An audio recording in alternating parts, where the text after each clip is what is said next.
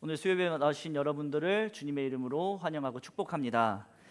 오늘 말씀을 보면은 이제 예수님께서 바리새인들과 율법 교사들의 어떠한 그런 그들의 모습에 대해서 지적하시는 그런 내용들이 오늘 말씀에 기록이 되어 있습니다.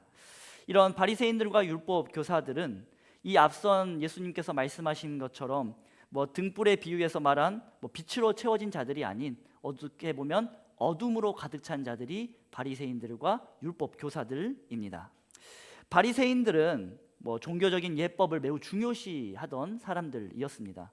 어떻게 말하면 형식이라는 것에 엄청 목숨을 걸었던 사람들이 바로 이 바리새인들입니다. 그러나 그들은 정작 건강한 눈을, 이 앞선 말씀에서 함께 나누었던 건강한 눈을 갖지 못했던 사람들이었습니다. 건강한 눈은 등불과 같다고 이 앞선 말씀에서 함께 나누었습니다. 등불이 밝은 빛으로 밝히 보이게 하는 것과 같이 건강한 눈을 가진 사람은 하나님의 목적과 하나님의 뜻을 온전히 파악할 수 있습니다. 그러나 바리새인들은 종교적인 예법과 형식을 중시했으나 건강한 눈을 갖지 못했습니다. 그렇기에 그들 속에 어두움으로 가득 찼고 그들은 하나님의 목적과 뜻은 저버린 채 한 형식에, 율법이라는 그 틀에 얽매여서 그렇게 살아갔으며 그런 형식에만 몰두하며 하나님의 뜻과 하나님의 계획이 아닌 자신들의 욕망과 자신들의 어떤 욕심을 채우기에 급급한 자들로 살아갔습니다. 오늘 말씀을 보면 예수님께서 말씀하실 때에 예수님께서 악한 세대가 표적을 구하나 요나의 표적밖에 그들에게 보일 것이 없다 이렇게 말씀을 하셨었고, 그리고 눈과 등불에 대한 비유를 하실 그때에 한 바리새인이 예수님을 자신의 집으로 초청합니다. 이 시간이 점심때였는지 점심 식사를 함께 하자라고 바리새인이 예수님을 자신의 집으로 초대합니다. 이 바리새인의 모습은 이제까지 우리가 봐왔던 그런 일반적인 바리새인의 모습과는 조금 다른 모습입니다. 일반적으로 바리새인이라 하면 예수님을 적대하고 예수님의 잘못에 대해서 예수님의 말에 대해서 꼬투리 잡기에 바빴던 자들이 바리새인들이었습니다. 예수님에 대해 매우 적대적이었던 자들이 바리새인입니다. 그런데 오늘 이 바리새인의 모습은 예수님에 대해 조금 호의적인 그런 모습을 보여줍니다. 그런데 예수님께서 그 집에 식사를 하기 위해서 찾아가시고 식사를 하기 전에 바리새인이 예수님을 보았는데 예수님께서 식사하시기 전 손을 씻지 않는 겁니다. 손을 씻지 않는 예수님의 모습을 보고 이 바리새인이 매우 이상하게 여겼습니다. 예수님이 손을 씻지 않는 모습을 보고 이상하게 여겼다는 이것은 예수님께서 지저분하게 광야 이런 데 돌아다니시면서 손에 모래도 많이 묻고 있는데 손도 안 씻고 음식을 잡수신다 이런 의미가 아닙니다. 지금이야 보건 위생 이런 게 많이 발달을 해서 밥을 식사하기 전에 손을 씻는 게 당연하게 되었습니다. 우리 초등부 친구들은 밥 먹기 전에 손 안 씻는 애들이 많긴 하던데 일반적인 지식인이라면 정상인이라면 밥을 먹기 전에 손을 씻거나 아니면 적어도 물티슈로라도 손을 닦고 식사를 합니다. 지금이야 이게 당연한 것인데 이때 당시에는 이게 그렇게 당연한 것이 아니었습니다. 지금이야 보건위생 때문에 손을 씻고 물티슈로 손을 닦지만 이 당시에는 그것이 당연한 모습은 아니었던 겁니다. 식사하기 전에 바리새인이 손을 씻고 유대인들이 손을 씻는 이 모습은 일종의 정결의식입니다. 그런데 이 정결의식이 율법에 기초한 정결의식은 아닙니다. 모세 때부터 율법에 명시되었던 정결의식은 아닌 겁니다. 그냥 이 손을 씻는 이 정결의식이 어떻게 만들어졌냐면 이스라엘 백성들이 포로기를 쭉 거쳐오면서 이방인들과 그들이 다른 모습을 보여야 할 필요성이 있었던 겁니다. 그래서 어떻게 하면 이방인들과 우리 유대인들, 하나님이 택한 백성인 우리 유대인들이 다른 모습을 보일 수 있을까라고 고민하고 그 끝에 그들이 생각했던 것이 식사를 하기 전에 손을 씻는 그런 행위였습니다.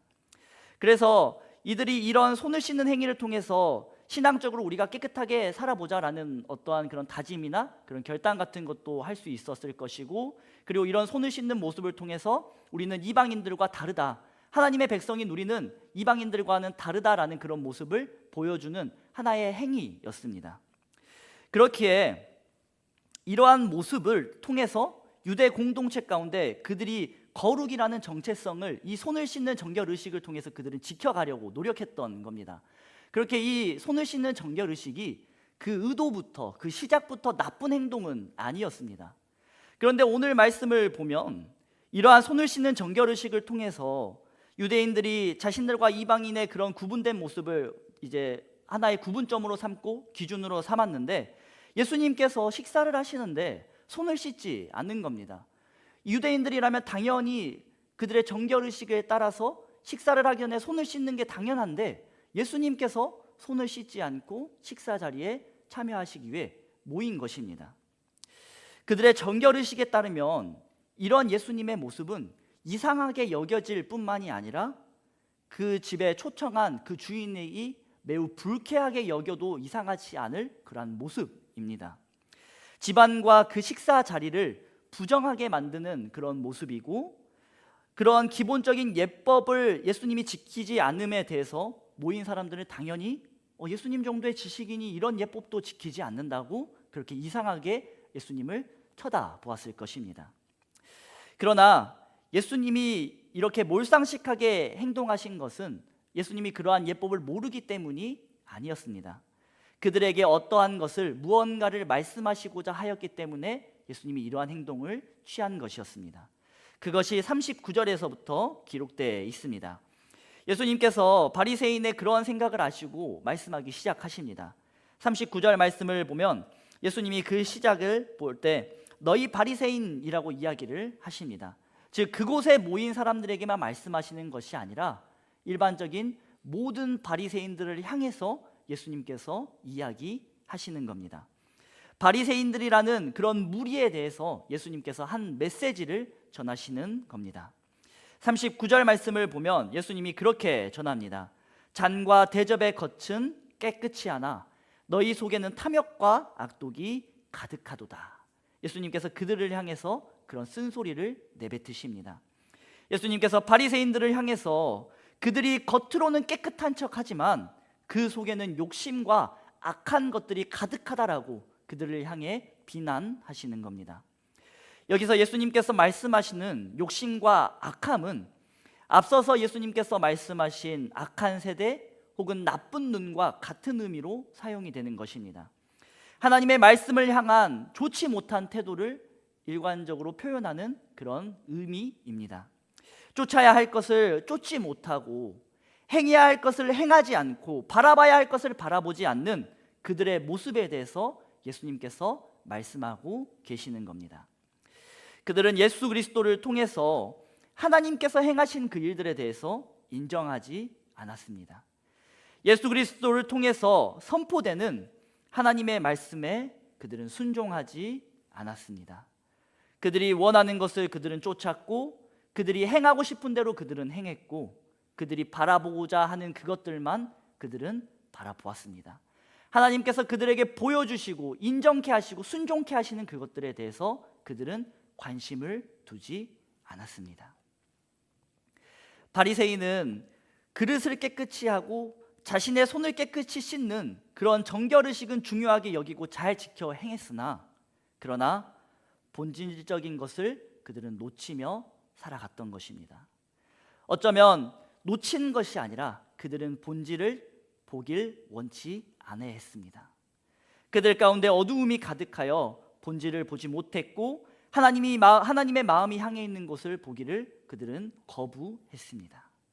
그러면서 예수님께서 41절 말씀을 통해서 무엇이 진짜 정결한 것이고 무엇이 진짜 거룩한 것인지에 대해서 말씀하십니다.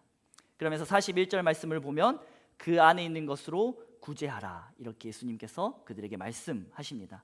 쉽게 말해서 너희가 가지고 있는 것으로 사람들에게 베풀고 사랑을 행하고 긍휼을 행하라 라고 예수님께서 말씀하시는 겁니다. 그러면서 바리새인의 행위에 대해서 42절부터 44절 말씀으로 그들의 행위를 지적하십니다. 42절 말씀을 보면은 예수님께서 그들이 하나님 앞에 11조를 드리면서 11조는 하나님 앞에 하면서 하나님의 공의와 하나님의 사랑을 실천하지 않는다 이야기하십니다. 어떤 분들은 신약 시대에 11조가 없다 그렇게 이야기하는데 오늘 말씀에 이 11조가 등장을 합니다. 심지어 그것도 율법을 지키는 거에는 서러운 바리새인들이 11조를 지키는 모습이 오늘 말씀에 기록되어 있습니다. 11조는 어떤 것이냐 하면 11조는 이스라엘 백성들에게 의무와 같은 것입니다. 이스라엘 백성들이 해도 되고 안 해도 되는 것이 아니라 하나님께서 이스라엘 백성들에게 의무로 주신 것이 11조입니다. 그런데 이 11조가 어떻게 사용되냐라고 하면 성경 말씀을 보면 이 11조를 통해서 예배를 섬기는 사람들과 주변 이웃들을 돕는 일에 이 11조가 사용돼야 된다라고 성경이 기록하고 있습니다. 쉽게 말해서 11조의 의미가 무엇이냐라고 하면 11조의 의미는 하나님 사랑과 이웃 사랑인 것입니다. 그런데 바리새인들은 하나님 사랑과 이웃 사랑의 의미를 가진 그 11조를 드리면서 그 속에 담겨진 하나님 사랑, 이웃 사랑은 싹 빼버리고 그저 11조만 드리는 일에 그들이 급급했던 것입니다. 그들이 우리는 율법을 잘 지키고 있어 보여주기 위해서 그들은 11조를 이용했던 것입니다.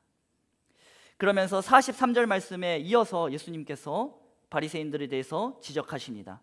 그들이 회당의 높은 자리에 앉아 인사받는 것을 기뻐한다라고 예수님께서 말씀하십니다.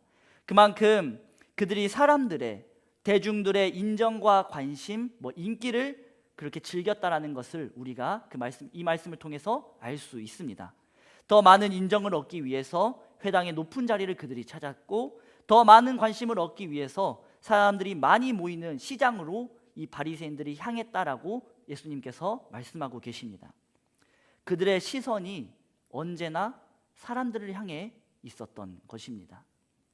하나님을 바라보고 하나님의 마음을 가져야 할 사람들이 하나님이 아닌 사람의 시선을 쫓아다녔고 사람의 마음을 사기 위해서 그들은 행동하고 그것을 기뻐했다라고 예수님은 말씀하고 계십니다.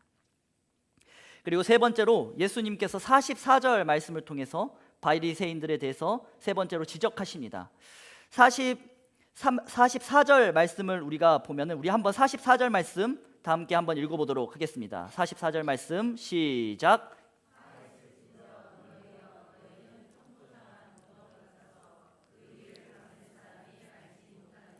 아멘. 이게 무슨 말씀인가 그냥 읽었을 때는 좀 의아한 말씀입니다. 이게 무슨 말씀이냐면 평토장한 무덤, 즉 무덤인지 알아차릴 수 없게 만든 무덤을 의미하는 것입니다. 우리나라 무덤을 생각해 보면 이렇게 배꼽처럼 배처럼 이렇게 볼록 튀어나와 있는데 그렇게 튀어나온 무덤이 아니라 그냥 평평한 무덤을 만들어 놓은 것입니다. 그렇게 이런 무덤은 사람들이 그곳이 무덤인지 알지 못하고 그 무덤을 밟고 다니게 되는 것입니다.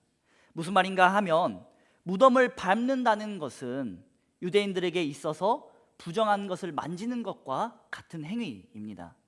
무덤을 밟은 사람은 무덤이 부정한 것과 같이 그들 역시 부정해집니다. 그런데 무덤인지 알지 못하는 그 무덤을 사람들이 무덤인지 알지 못하고 밟음을 통해서 그들이 알지도 못하게 부정해진다라는 말씀을 예수님께서 하고 계시는 겁니다. 그렇게 무덤에 표시가 따로 없으면 이것이 무덤인지 아닌지 알 수 없기에 유대인들이 행했던 행동이 하나가 있습니다. 바로 그런 무덤을 희게 칠하는 작업을 유대인들은 행했습니다. 이것이 무덤이라는 것을 사람들이 알아볼 수 있도록 무덤을 이제 흰색으로 이렇게 좀 빛나게 그렇게 칠하는 행동을 그들이 행한 것입니다. 그래서 성경에도 보면 예수님께서 바리새인들을 향해서 그들이 회칠한 무덤과 같다라고 말씀하실 때 회칠한 무덤이 이런 평토장한 무덤인지 알지 못하는 그 무덤에 칠을 해서 이것이 무덤입니다 그렇게 표시를 해놓는 그러한 행위를 이제 회칠한 무덤이라 이렇게 이야기하는 것입니다. 그런데 유대인들이 마치 그러한 무덤과 같았던 것입니다. 그들의 행동, 그들의 영향력이 사람들을 거룩하게 만드는 것이 아니라 사람들이 알게 모르게 부정하게 만들어가고 있던 것입니다. 그 누가 바리새인을 율법을 잘 지킨다라고 하는 그 바리새인을 만나서 부정하게 될 것이다라고 생각했던 사람이 누가 있었겠습니까? 지금으로 따진다면 목사님, 전도사님, 그런 사역자들을 만나서 누가 부정하게 된다라고 생각할 수 있겠습니까? 그런데 그 당시에 바리새인들의 모습이 마치 그러한 모습이었다라고 예수님은 말씀하고 계십니다. 그런 바리새인들이 사람들이 알게 모르게 사람들을 오염시키고 부정하게 만들었다, 예수님은 이야기하십니다.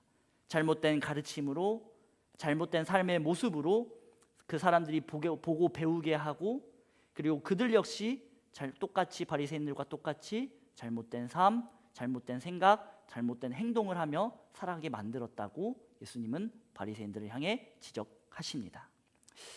예수님과 함께 식사하기 위해서 모인 사람들은 예수님의 정결의식을 보면서 정결의식을 행하지 않음에 대해서 못마땅하게 여겼습니다. 그러나 예수님은 그런 그들을 향해서 너희는 겉은 깨끗한 척하나 속은 더럽다, 그렇게 이야기하십니다. 정결의식을 지키면서 그들이 정결한 척, 거룩한 척하지만 그들의 속은 악함과 탐욕으로 가득하다, 바리새인들을 향해 지적하십니다. 그러면서 그들의 이중적인 모습을 지적하시면서 무엇이 정말 정결한 삶인지에 대해서, 무엇이 정말 거룩한 삶인지에 대해서 예수님께서 말씀하십니다. 그리고 예수님께서 말씀하시는 정결한 삶이 무엇이냐 하면 삶으로 나타내는 정결입니다. 예수님께서 말씀하시는 정결한 삶이란 어떻게 보면 말장난 같지만 정결한 삶은 삶으로 나타내는 정결입니다. 예수님께서 41절 말씀에 그 안에 있는 것으로 구제하라, 이렇게 이야기하십니다. 그 안에 있는 것은 나의 물질일 수도 있습니다. 그 속에 가득 차 있는 탐욕을 깨끗이 하는 방법은 탐욕을 비우는 방법밖에 없습니다. 나의 탐욕으로 인해서 모아두고 숨겨두었던 것을 다른 이들에게 나누고 베품을 통해서 정결한 삶을 살아갈 수 있는 겁니다. 그러나 그 안에 있는 것으로 구제하라는 그 의미의 더 중요한 의미는 무엇이냐면 하나님의 긍휼을 가지고, 내 속에 있는 하나님의 긍휼을 가지고, 내 속에 있는 하나님의 사랑을 가지고 이웃에게 나아가라는 하나님의 말씀인 것입니다. 즉 이웃 사랑의 실천을 예수님께서는 그들에게 말하고 계시는 겁니다. 예수님이 말씀하시는 정말 정결한 삶이란 이웃 사랑을 행하는 삶인 것입니다. 바리새인들은 그들의 정결의식을 지킴으로 자신들이 정결하다라고 여겼습니다. 그러나 예수님은 이웃을 사랑하는 삶이 그 사람이 정말 정결한가, 그 사람이 정말 거룩한가를 드러낸다라고 말씀하고 계시는 겁니다. 어쩌면 이건 바리새인만의 문제가 아닙니다. 우리도 이 말씀 앞에 경각심을 가져야 합니다. 우리도 어쩌면 바리새인들과 똑같이 생각하면서 살아가고 있는지도 모릅니다. 주일에 예배 한 번 드리고 모두 이루었다 생각하면서 한 주의 믿음과 신앙생활이 예배 한 번으로 끝난다라고 생각하며 살아간다면 우리는 바리새인과 똑같이 살아가는 겁니다. 주일에 예배 한 번 나와서 기도하고 헌금 한 번 했다고 해서 더 이상 그 누구도 침범할 수 없는 거룩과 정결을 내가 얻었다라고 생각한다면 그건 바리새인들과 똑같은 모습입니다. 누가 그런 말씀을 하셨던 게 오늘 말씀을 준비하면서 기억이 났습니다. 어떤 한 목사님이 그런 이야기를 하셨습니다. 월요일에 예배하지 않으면 주일에 예배했다고 말하지 말아라. 어떤 한 목사님이 이런 이야기를 하셨습니다. 이게 무슨 말인가 하면 월요일에 가정 예배 안 드렸으면 주일에 예배 드렸다 하지 마, 이런 의미가 아닙니다. 물론 매일매일 그렇게 우리 가정 가운데 가정 예배가 있다면 너무나 좋을 것입니다. 그러나 그런 의미로 이 목사님이 이야기하신 것이 아니라 주일에 예배 드리고 주중에 예배자로서 그리고 하나님 앞에서 살아가지 않았으면 주일에 예배 드렸다 이야기하지 말라라고 하셨던 말씀인 겁니다. 우리의 거룩은 주일 하루 그렇게 예배 드렸다고 우리의 거룩이, 우리의 정결이 지켜지는 것이 아닙니다. 우리의 정결은 주일 예배 한 번으로 끝나는 것이 아닙니다. 이웃을 사랑하는 하나님의 말씀대로 삶 속에서 우리가 그리스도인으로 살아갈 때 우리는 온전한 정결한 삶을 살아가게 되는 줄 믿습니다. 정말 바라기는 우리가 바리새인들처럼 정결의식 한 번으로 내가 정결하다 그렇게 생각하지 않길 원합니다. 예배 한 번으로 내가 완전히 정결해졌어, 내가 완전히 거룩해졌어, 그렇게 생각하지 않길 원합니다. 우리의 거룩은, 우리의 정결은 그 삶을 통해서 완성되어져 가는 줄 믿습니다. 하나님의 말씀을 가지고, 그 하나님의 긍휼함과 하나님의 사랑을 가지고 이웃에게 그 사랑을 드러낼 때, 우리의 삶 속에서 하나님의 사랑을 가지고 우리가 살아갈 때 그 가운데 정말 정결한 삶이 완성되어져 가는 그런 귀한 그리스도인다운 모습이 우리 가운데 나타나게 될 줄 믿습니다. 계속해서 말씀을 보면 45절 바리새인이 초대한 식사 자리에서, 그 식사 자리에는 바리새인만 있었던 것이 아니라 율법 교사들도 그 가운데 함께 있었습니다. 율법 교사들은 한참 바리새인들을 향해서 예수님께서 그들을 지적하시고 꾸지람을 하고 계시는 걸 들으면서 그렇게 생각했을 수도 있습니다. 아, 바리새인들 쌤통이다, 막 이렇게 생각하고 있었을 줄 모릅니다. 그런데 한참을 듣다 보니까 이게 바리새인한테 하는 얘기인지 아니면 자기들한테 하는 이야기인지 그들이 헷갈리기 시작하는 것입니다.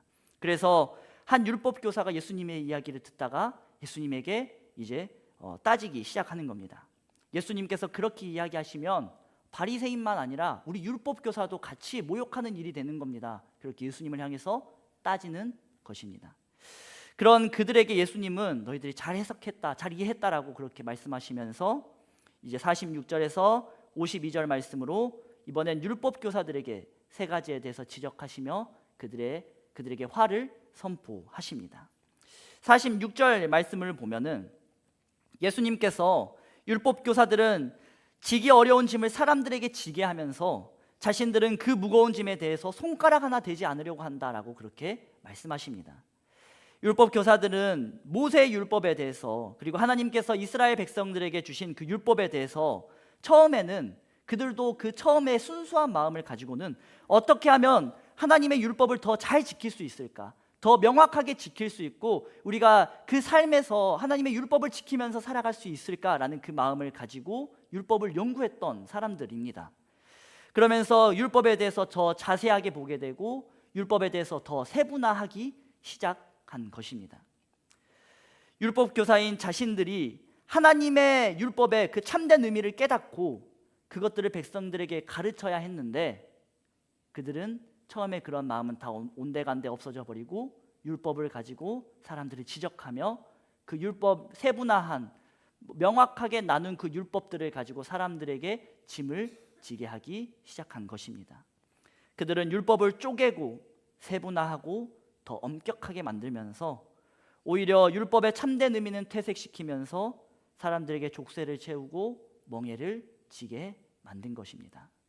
그렇기 때문에 예수님께서 그들을 향해서 너희들은 사람들이 어려운 짐을 지게 만들다 말하면서, 그러면서 하나님의 참된 의미를 그들에게 전하지 않고 너희들은 그저 율법을 지키는 일에만 사람들을 향해서 지적하고 뭐라 한다라고 말씀하시는 겁니다.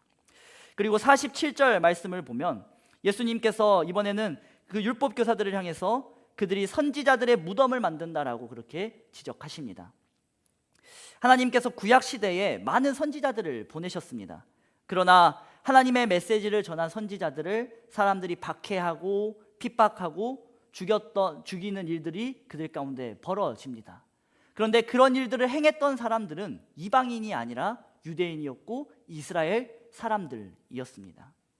그러나 그렇다고 해서 예수님께서 율법 교사들을 향해서 47절 하반절처럼 그들을 죽인 자도 너희 조상들이다 라고 비난하고 있는 것이 아닙니다.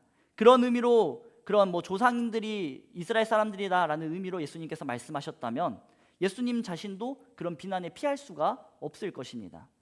예수님께서 그렇게 말씀하신 이유는 예수님이 너희 조상들이 선지자를 죽였다라고 말씀하신 그것은 하나님의 말씀을 전하는 선지자의 말을 그들이 듣지 않고 핍박하고 박해하고 죽였던 것과 같이 너희들도 그들과 똑같은 모습을 행하고 있다라고 예수님이 그들 율법 교사들을 향해서 지적하고 계시는 겁니다.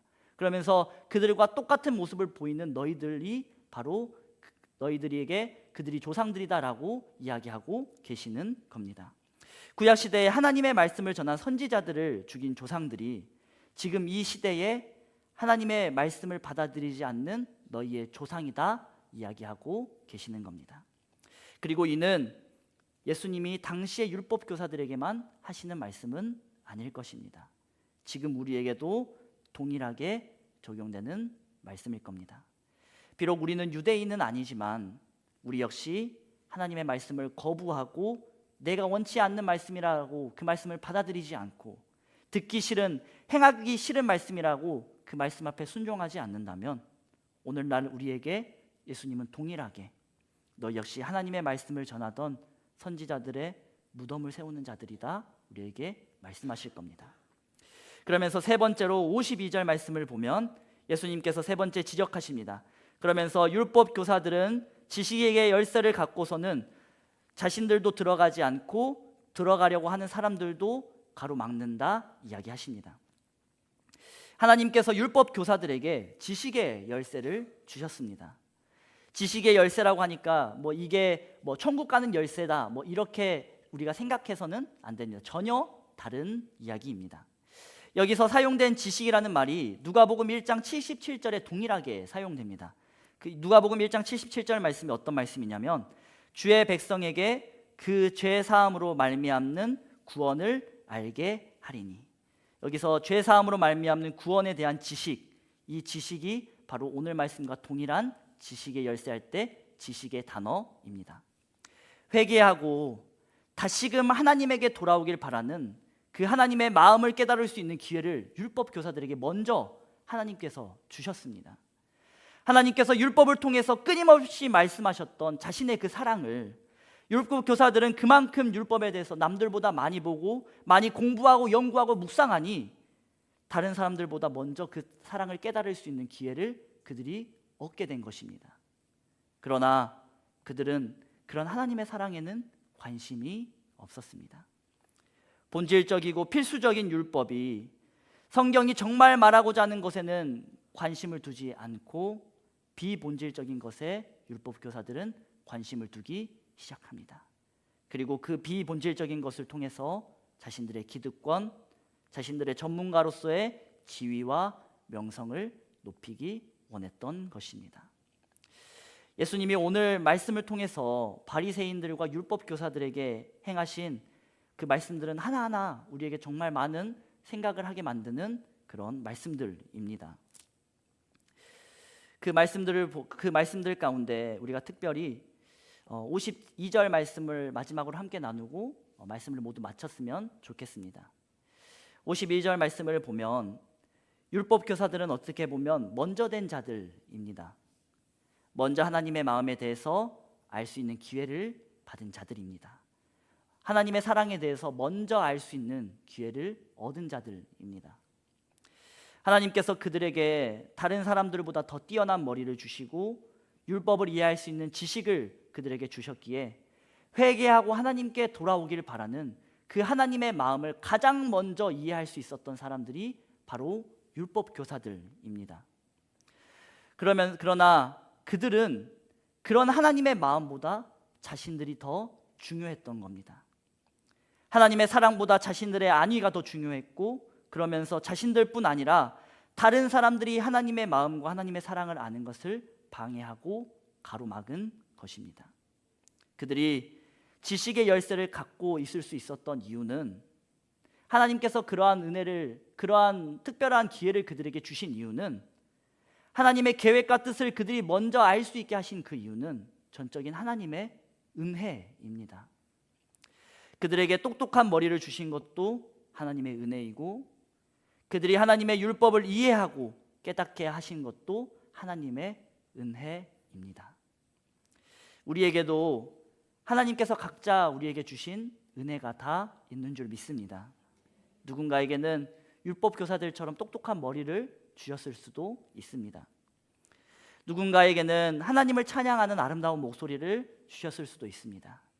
또 어떤 사람들에게는 대충 때려 넣어도 맛있는 요리가 만들어지는 그런 환상의 손을 주시기도 하셨을 겁니다. 혹은 어떤 사람에게는 다른 사람들과 잘 어울릴 수 있는, 새로운 사람들을 잘 챙길 수 있는 그런 교제의 은사를 주신 분도 있을 것입니다. 그 외에도 여러 가지 각각의 은사를 하나님께서는 은혜를 따라서 우리에게 주셨습니다.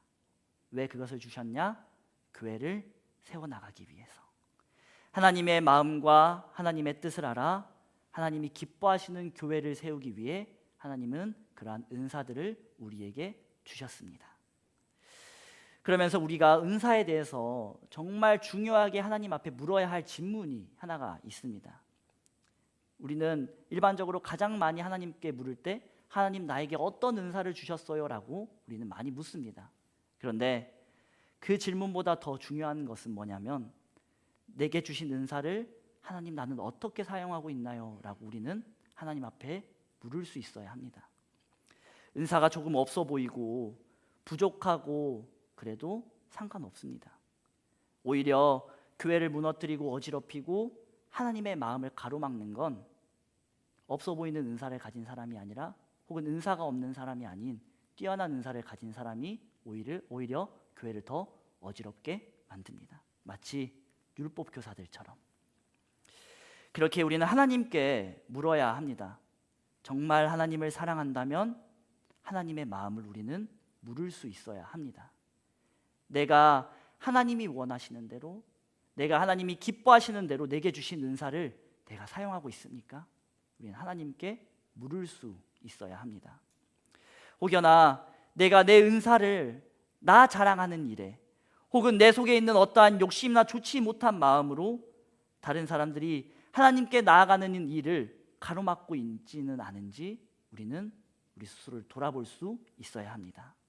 그래서 하나님이 내게 주신 은혜를 가지고 가로막고 넘어뜨리고 회방하는 자가 아닌 하나님만을 섬기고 하나님을 찬양하는 일에 그리고 하나님을 높이는 일에 온전히 사용하는 우리 모두가 되길 주님의 이름으로 축복합니다.